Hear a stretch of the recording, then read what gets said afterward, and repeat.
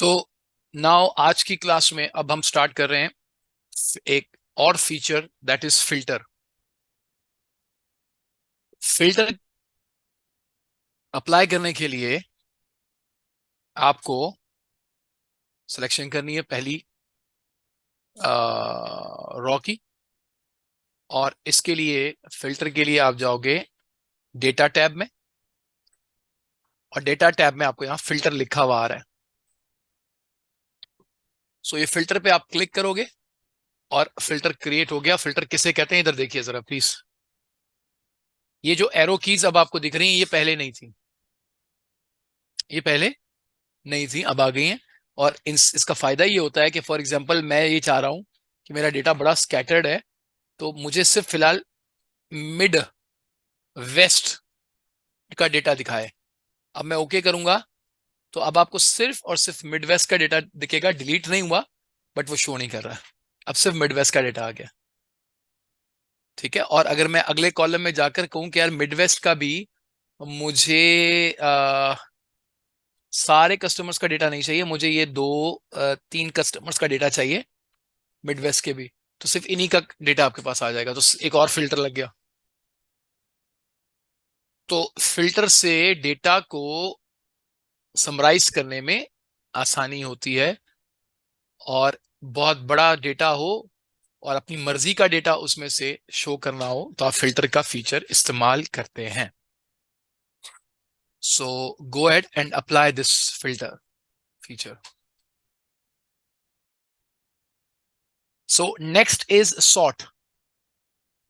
Sort फिर filter जो है ना वो फिल्टर करके देता है डेटा, सॉर्ट जो है वो अरेंज करके देता है किसी न किसी ऑर्डर में, किसी न किसी क्राइटेरिया की बेस पर सॉर्ट करता है। दिखाता सारे डेटा है बट एक सॉर्ट करके एक अरेंजमेंट किस उसमें करके देता है। जैसे कैसे देखो, इधर देखें प्लीज।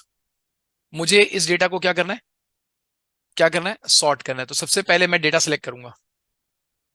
अच्छा, डेटा को सिलेक्ट करने का तरीका याद रखो, सुने प्लीज। एक तो है शिफ्ट, लेकिन शिफ्ट बारी बारी जाता है। एक है शिफ्ट के साथ कंट्रोल की प्रेस किए रखो। अब अगर आप राइट एरो की बनाओगे ना, देखो डायरेक्ट जंप करता है डेटा के एंड पर, एक एक दफा करके नहीं जाओ। कंट्रोल शिफ्ट ये, और अगर दोबारा करूंगा ना तो बिल्कुल स्प्रेडशीट के एंड पे चला जाएगा, एंड पे चला गया। और अब नीचे नीचे करूंगा तो नीचे के डेटा के एंड तक चला जाएगा,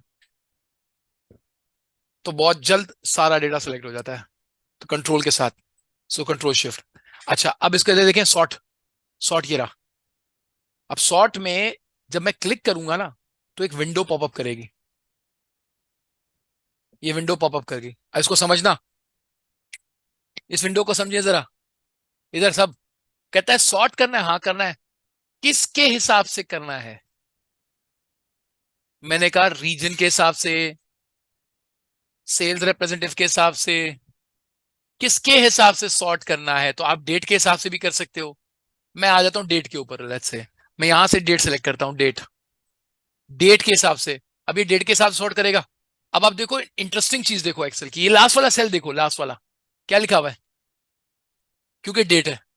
लेकिन अगर मैं यहां पर सेल सेलेक्ट करता हूं देखो, तो अब अगर मैं सेल्स करता हूं तो फिर न्यूएस्ट टू ओल्डेस्ट नहीं है, स्मॉलेस्ट टू लार्जेस्ट, लार्जेस्ट है। तो खुद खुद रीड कर रहा है डेटा कि किस तरह के डेटा के अंदर क्या होगा।